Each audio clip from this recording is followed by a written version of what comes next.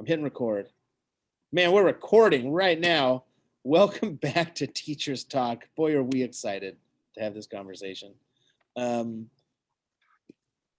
Let's introduce everybody real quick, and then I'll talk about the episode. It's a really exciting episode for all of us, for sure. My name is Brian Higgins. I teach English and stagecraft and Avid at Wenatchee High School in Wenatchee, Washington, in the Apple capital of the world. So that's fantastic. Malia, tell us about yourself. I'm Malia, and I teach Avid and social studies at Cascade High School in Leavenworth, Washington, the fake Bavarian village of Washington State. Yes, nice. Molly. My name is Molly Ravitz, and I teach with Malia in Little Bavaria, fake Bavaria. I teach science, like all of them, physics, chemistry, bio, geo, environmental science, but they're all packed into 2 classes, integrated style. That's how good of a teacher you are. Like that is direct testament to your skill and your ability to mash things together. So it's wonderful. Yes, sir. Bet you're great at Thanksgiving with potatoes. So because it's mashing. Yes. Malia, it's mashing potatoes. Sorry. Okay. So here's the exciting stuff. We recently talked about coming back to school and what it's like and how we're potentially coming back full time. That was the last episode, our intro to the season or the semester. We'll see if that works. However, recently, the Seattle schools and the Seattle Teachers Union has begun negotiating about coming back to school. We've been in hybrid of some kind in our schools for a while now, like a month or 2, 3, 2.5, 1.5, something. And so we probably are about to have a lot of very interested teachers trying to figure out what is going to happen to their lives when they come back to school in a hybrid fashion of some kind. So that's what we're going to talk about today. Like, what are our takeaways, or what are the things that we could do again if we could go back? And I'm going to start the timer today so that we don't go as long as normal and see if we can handle it. So who wants to take the first go?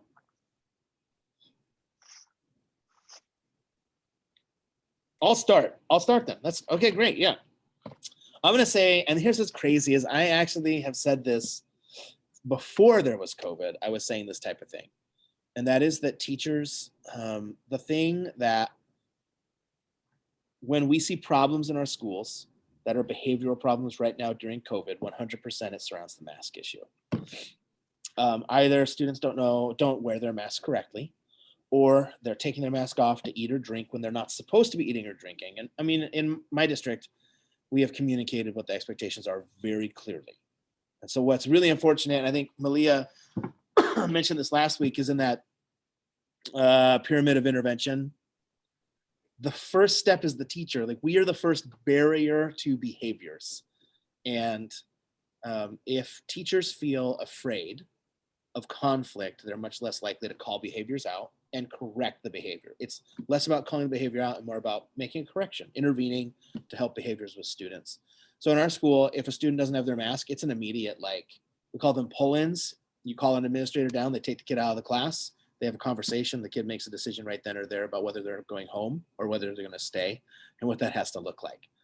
So that's like the first thing. But we have students reporting that teachers aren't doing that in our school, I think.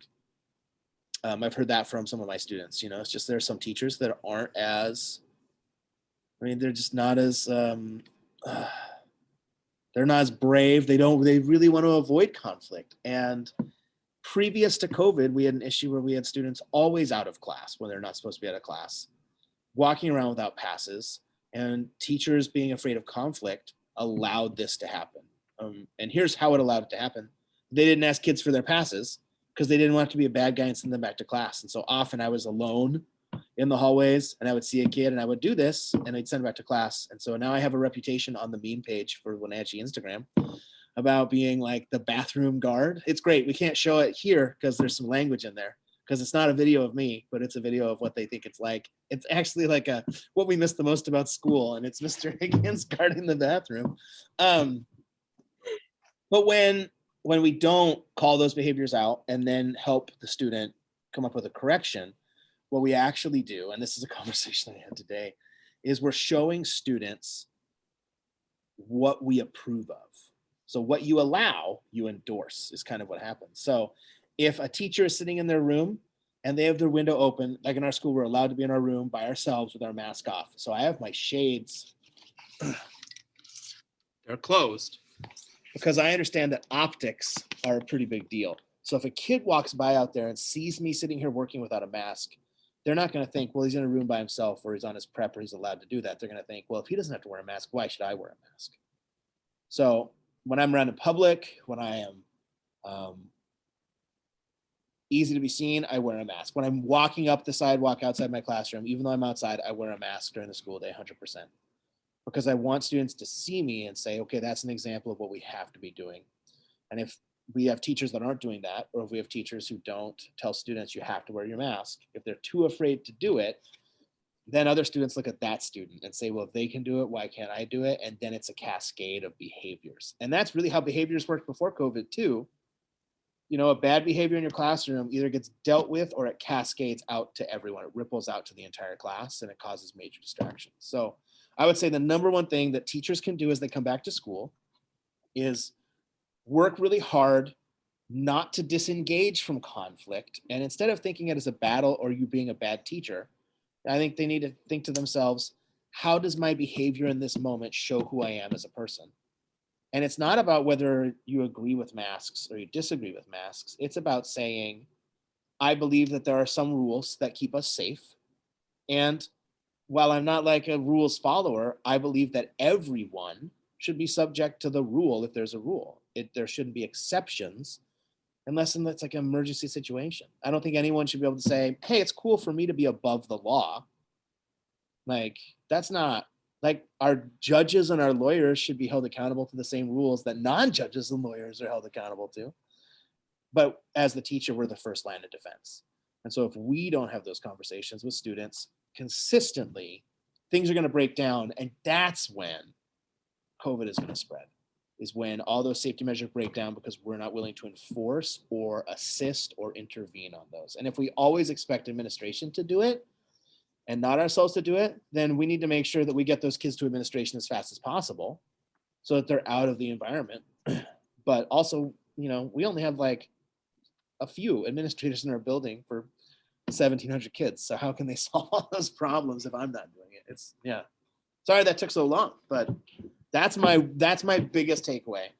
I mean, that's why I don't have mask problems in my class, is because I think that I have one kid that used to try to not wear his mask and we dealt with it. So It's interesting because I haven't had any mask problems at all. But also I'm in a smaller system than yours. And so the kids, they can't even get into the building without a mask on, right? Like they can't even walk through the door. It's pretty much clear. The only time I've had to really talk to a kid is when their mask is not appropriate. Like they kind of snuck by and they have a mask with a valve on, for example, or they are wearing a gaiter and it's not clear if it has two layers to it, which is what the rule is really clearly stated by our administration. And it's funny you say about avoiding confrontation, Brian, because in both of those cases, when I talked to students about it, I referred back to the school and I said things like, just to let you know, the school is not gonna be okay with you wearing that mask because it has a valve on it. So here's an alternate mask. It wasn't me, it was the school.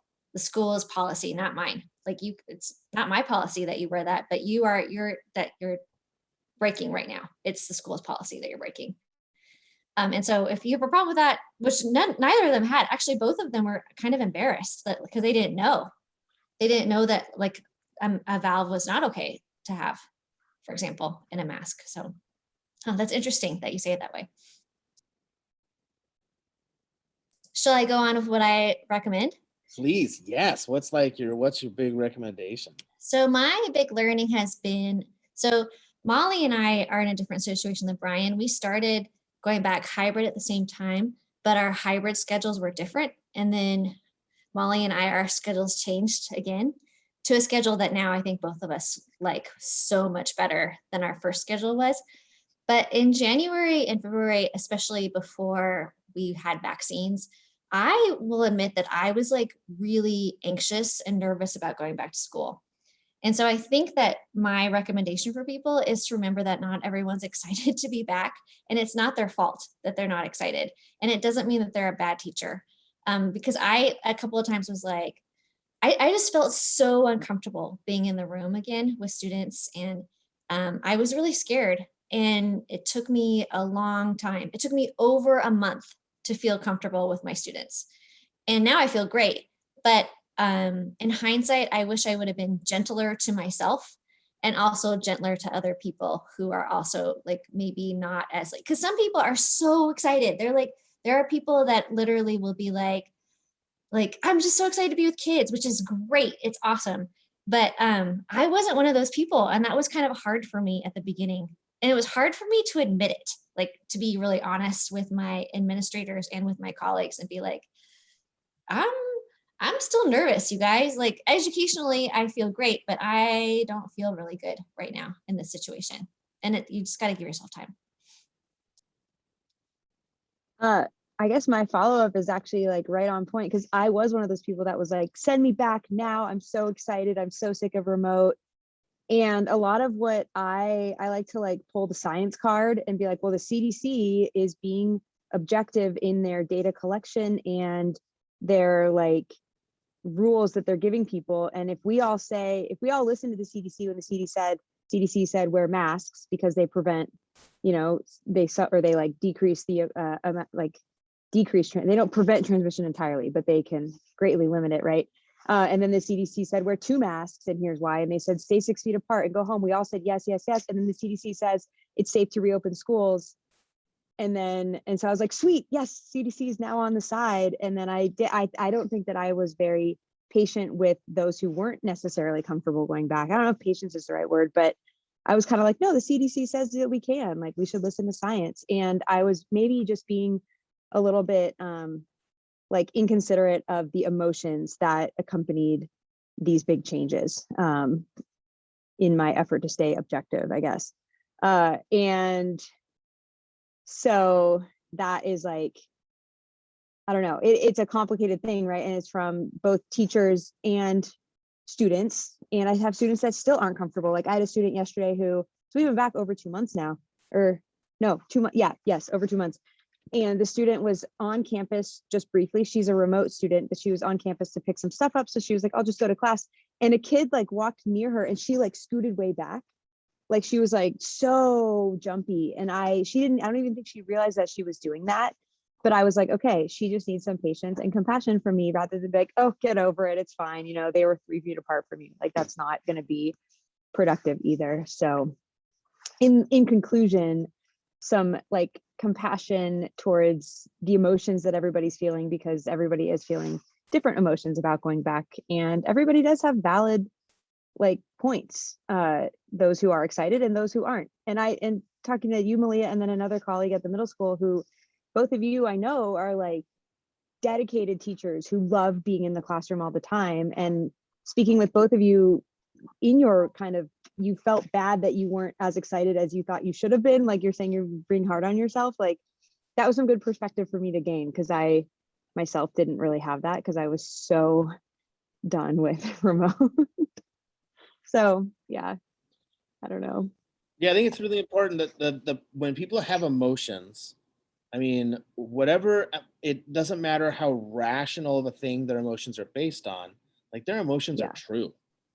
I mean, that is what they are feeling. And so it's really important to acknowledge it and work your way through it, especially if it's yourself. Like if you're having emotions and you're like, I mean, when teachers, I think a lot. I think that a lot of the time when teachers feel isolated at school, it's because of the emotions they're feeling in a moment. And when they're feeling like, I don't want to show how I actually feel about this because I don't want anyone to think that I'm weird or whatever. The only way to get over that is to deal with those emotions, share those emotions with someone, talk it through, accept that they're very real and valid emotions, and then try and pinpoint where those stem from. And once you can pinpoint that, you can start to create things that can help you feel safer and a little bit more positively emotion-wise, I think. Yeah. And I think key would be, and this is really hard to do, but don't pass judgment on your emotions. Like if you're feeling a certain way, like you're saying, Brian, like you're feeling a certain way, there's a reason why you're feeling that way. And that is okay. You shouldn't be negatively judging yourself, or other people shouldn't be negatively judging you for feeling that way either. I think that's super important. Don't judge those emotions. It's not a right emotion. It's not a wrong emotion. Yeah. the things that your emotions coming from that we can pass a little bit of judgment on, but you can't be like, because I feel this way, everyone should feel. No, you feel that way, and it's important that you feel that way. Let's figure out why, and help. The other thing that I've had to learn to give myself a break on is just because we're back in hybrid, or back in person, quote unquote, doesn't mean that we are back the way that we kind of quote unquote normally are. And so I have to stop judging myself that I am not the teacher that I was before the pandemic, right? So my lesson plans are not like, sometimes they work really well and sometimes they don't. And it's like my barometer for how I judge myself is like too high. I need to like let go of that a little bit. I'm trying. I'm trying to do things, and I'm trying to reach kids at multiple levels and all of this kind of stuff. But I also got to give myself a little bit of grace. But also the best advice that I've gotten, Brian gave to me. And Brian, you're right here, so that's why I'm pointing to you. You're down there, but that's okay. it. So whatever. So Brian, because we switched schedules to be more like Wenatchee High School schedule, which is where we have now a morning cohort and an afternoon cohort, which just for high school works so much better than having a Monday, Tuesday cohort and a Thursday, Friday cohort. But you see your kids for a very short amount of time. Like our periods are 42 minutes right now. And you told me, Brian, just do one concept a day. Like just don't even try to do more than one concept. And that has been brilliant for me because my timing still, and we're 2 weeks in now, Molly and I are into the schedule. Not even 2 weeks, for like a week and a half. Yeah. Like my timing is, I don't know, Molly, how you're feeling, but my timing is so off. Yeah. Like, Sometimes I'm like, we have 15 minutes left. How did Yeah. I do that with nothing, like 15 minutes with nothing to do because we got through the lesson? And other times I'm like, we didn't even get through half of what I wanted to get through. Exactly. Like, I don't know what so I feel my brain is kind of, again, that's one of those like judgment things where I'm like, how did I mess up on this? Well, it's, we got to be like kind to ourselves about that kind of stuff. So yeah. One But small, you don't want to feel like you're failing the kids. yeah. One small goal a day, I think, leaves a lot of room so that if you don't have enough time, you at least get really close to what you want. And if you end up with a lot of extra time, you can delve deeply into that one thing. But I think when you start to try to do a little bit more than that, you look at your content and the breadth of your content and you go, man, we have lost this much. I can try to make up, once you start to try to make up anything that we have already lost, I feel you're on a downward path, because that's the path to way more homework, to pushing kids way harder. And I think that right now it's not about, I think kids need some work and they need some homework and they need to be pushed. But the things that it seems like some of our teachers here got rid of at the beginning was relationship building. And so we never got students to the point where they wanted to do the work. And we just layered so much work on top of them. There was no way they could do the work. And so a lot of our staff, we had to go back and say, okay, how do we approach how we do that work a little bit differently? And even I'm so anti-homework this year just because it requires them to be on their screens, and they have to be on their screens at school, even though we're not on Zoom, because we can't give them textbooks every day in class. So they're always on their screens anyway. So I just try to get a lot of discussion in and talking to students and asking students, doing emotional check-ins more often. And what I have to remember is that the students that I am teaching today, it's not about what they learned today. It's about what they're going to be able to learn next year when we're back longer. So if I'm not helping to create students who will be successful next year, then I'm going to have to do 5 times as much work for the next 5 years, just trying to help them survive. So if we can survive this year, then they're ready to learn next year. And survival, I think, takes a lot less work than strival. Boom. A word, English teacher. Strival. I think striving is important, but I think doing too much is damaging. And it's really easy to do way too much to our students right now. Yeah, and I actually have a quick follow-up on that. So I gave a quiz on Friday last week. Today's Tuesday, so it's been a couple days, and realized that there were just a couple students. For the most part, the kids did really, really well, which was not surprising. They all had shown that they knew I felt they were ready for the quiz, and they were. But there were still just a couple kids who just really did not get the content. And I realized in passing back the quiz on Monday that I was like, well, when do I normally reteach concepts? During lunch or during advisory or during time before or after school that the kids have? But right now they're only in school for 3 hours and there is no time. We have 4-minute passing periods. So and because I have each day like so planned out that it's like, we got to get through this content. I haven't created time within the time I have the kids for to have them work on like whatever they need to work on. That makes sense. And so it's required a couple kids having to either come in early or stay late, which the kids have been really great with, but I feel like that's a big asking of me to do. It means they have to alter their rides or, change whatever. And so that would be something that thinking back to the beginning of the semester, I wish I had thought that through before I just jumped right in, is like, if I'm only seeing kids for 42 minutes at a time, and now we're up to 42 minutes. Well, it was 55. Anyways, 4 days a week. Like, when am I if I'm going to allow retakes and allow kids to if I'm going to do what I do, which is teach things and get students to learn everything, regardless of what it takes, like I need to be more strategic about doing that now, if that makes sense. And instead, I've very much been focusing on content, and I haven't been focusing on like just spending time giving kids time to process, giving them time to practice, giving them time to ask me questions, which when they ask questions and when I work with them, it opens up a relationship that wasn't there before also. So that's something that I'm like really thinking about this week. I don't have like good advice on how to do it because I clearly didn't do it right, but it was something that I wish I had thought about before the semester started. I feel like all my advice is about me being hard on myself. But the other thing, to follow up, Brian, with something you said, you mentioned relationship building, is that relationship building with masks on is different than relationship building with masks off. It's harder to read them emotionally. It's harder to see where they're at. And you just have to sort of have faith that the relationship is there. And so I actually last week had this moment where I felt kind of like bummed out because I was like, I can't tell if I'm connecting with my students. And I actually at one point asked them their homework was to write to me about how they were doing. And then and I said, I don't know if I'm connecting with you. This is actually for Avid. Like, I don't see you for enough. Anyway, I just kind of like admitted my own insecurities. Oh my gosh, you guys, they were just from their perspective, everything is fine. Like, we have a relationship and it's great. And just because they're wearing a physical mask does not mean that they have stopped having emotions in my class, right? It's just, I can't see them. Even good emotions, right? You can't see the good emotions either necessarily. They tell me that they're smiling, but yeah. I think being way more intentional about checking in, I think we do discover that probably students are doing really well, but we never know, and it's scary. It's scary. Fantastic. Hey, so we did not start the episode by talking about a fail we had recently. So we need to make sure we do that before we finish the episode. So I think this is a perfect point to do that.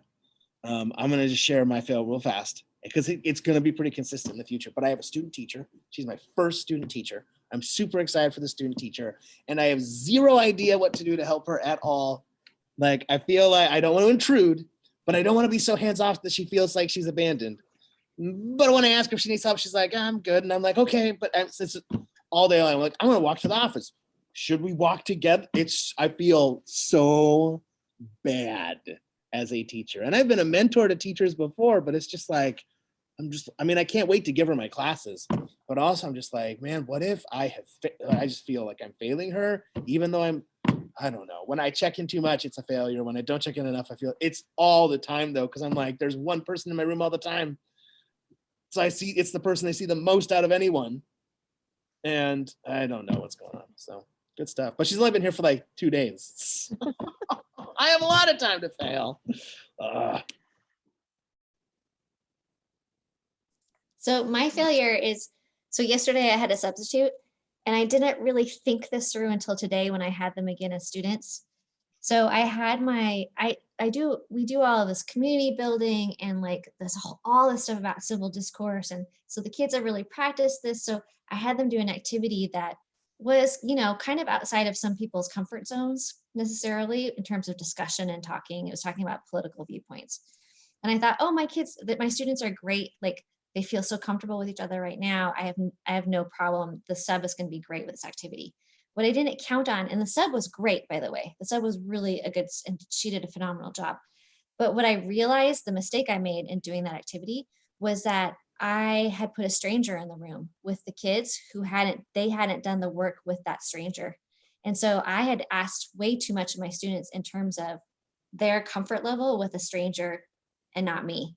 And I hadn't even thought about that part. I'd only thought about the part, oh, the sub will be okay because the kids are great. They're really practiced at this. I hadn't thought about the kids might have trouble because there's a stranger that they don't know very well in the room. So that was my mistake. That's well. wild. I'm glad you mentioned that because I'm going to start thinking about that. My fail is a unit fail. So all my units have like a single like phenomenon that ties everything together. And most units are like 2 to 4 weeks. And so we start day one introducing this phenomenon, and then every subsequent lesson helps explain a piece of it. So then by the end, I have kids like writing pages, basically freshmen writing pages about science, explaining the phenomenon. So the unit we're in right now, the chemistry unit, typically has a very gruesome phenomenon that I've always kind of questioned. I've always like taught it because it's interesting, but also like, I don't know, this is like horrifying. I'm talking about a guy's body like falling into a pool of acid and breaking down. This is like disgusting and like really sad. Good. So good to see the posters when they post those in my building because they do the same thing. Those those units are so good that if anyone watches this video, you should reach out to Molly because kids are engaged day one. Oh my God, they are. I can't get them to shut up about the science. Like sometimes I'm like, okay, guys, we have to like move on to like the next thing, but also this is amazing, this conversation. And sometimes I don't want to grade their final assessments because they're 2 pages, like they'll write an essay explaining it. And I'm like, I'm not an English teacher. I can't grade essays, but this is amazing. Okay, but all that aside, I actually love it when they give me that much work. But so my unit fail is that I don't like this phenomenon. It seems like the phenomenon is really compelling. It's like about how acid breaks stuff down, but at the same time, like there's always been some disconnect. And so I'm literally halfway through the unit. And today I was like, I'm abandoning this phenomenon and I'm starting a new one. And the kids are just like, what is going on? And I'm like, I don't even know. I can't explain it. This is what we're going to focus on moving forward. I'll still try to make the connections and like, you'll still learn the same chemistry that you would in the other unit, but now you have another phenomenon to tie it together. And I'm just like, I need to get through this unit. Spring break is next Friday, and that's when the unit's going to end. And maybe they'll forget about it and we'll come back and I'll have a new unit. But it feels like a huge fail, even though in the long run, I think it's going to be a huge win. Why the change? Is that because it was because of the times, because things are just depressing all the time? Or is that because you ran out of time and you would need to get it done? Kind of the first, but more importantly, it's like a very basic intro chemistry unit, like trends in the periodic table, talk about atomic structure, talk about the way that atoms bond to form molecules and compounds. And the unit, the explanation for like the acid breaking down organic matter is way, way, way, way, way too complex for this particular unit. Like it'd be an awesome like AP Chem unit, I think, because you get into like the acidity of water and then like temperature and the effect of temperature on chemical reactions. And there's like so much to go into. That's why it's so compelling, because every time you think about one thing, it leads to another that you're like, oh, but there's also this we need to explain. But for just like the maturity of a typical 9th grade chemistry student, it just seems forced in that like I'm getting kids to learn about the periodic table, which is what we want, but sometimes like kids start to ask, they're like, what does this have to do with disappearing body? And I'm like, good question. I don't know. But so I found this really sweet phenomenon where in 1947, after World War II, the US Army had a surplus of 20,000 pounds of sodium, just pure elemental sodium, which is highly reactive with water. And so they just dumped it into these alkaline lakes in Washington State. And there's like video of it. And I was like, that's actually a really simple chemical reaction, just sodium plus water. And then there's a couple products to talk about, and it would make the unit like be way more authentic, I think, basically. That's cool. I'm sorry that you failed, but also way to fail. Way to go. Failure only like helps us be better if we reflect on it anyway. So good job. Yeah. All right, so we're at the end of our episode. Thanks for watching another or your first episode of Teachers Talk, which maybe we have to like name it Teachers Talk with Molly, Malia, Brian, and Cesar. Maybe so it's easier to find. But thanks for listening. Please like and subscribe. Share with your friends. Share with teachers, especially if they're going back to school or have been back at school, so that they know there's people out there like them failing every day and feeling some emotions. Thanks very much. I'm Brian Higgins in Wenatchee, Washington. Thank you for listening. Molly Rabbits, Cascade, Leavenworth. Bye. Malia. All right. Bye, everybody.